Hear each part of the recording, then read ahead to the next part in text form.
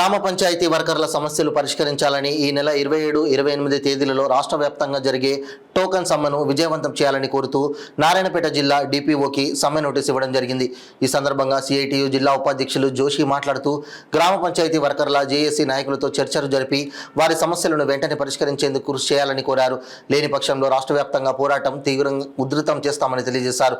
ఈ కార్యక్రమంలో బాలకృష్ణ, మహేష్, కాశప్ప తదితరులు పాల్గొన్నారు. ఈరోజు రాష్ట్ర వ్యాప్తంగా గ్రామ పంచాయతీ వర్కర్ల సమస్యలు పరిష్కరించాలని ఈ నెల 6వ తేదీన ప్రభుత్వానికి మెమోరాండం ఇవ్వడం జరిగింది.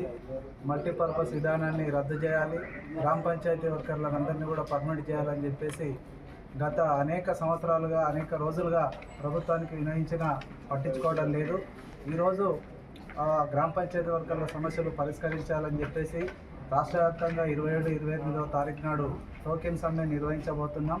ఆలోగా ప్రభుత్వం వెంబడే జేఏసీ తోటి చర్చలు జరిపి గ్రామ పంచాయతీ వర్కర్ల సమస్యలు పరిష్కారం చేయాలని చెప్పేసి సిఐటిగా మేము డిమాండ్ చేస్తూ ఉన్నాం.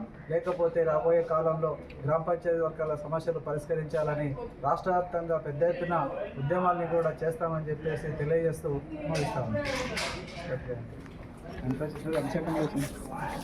53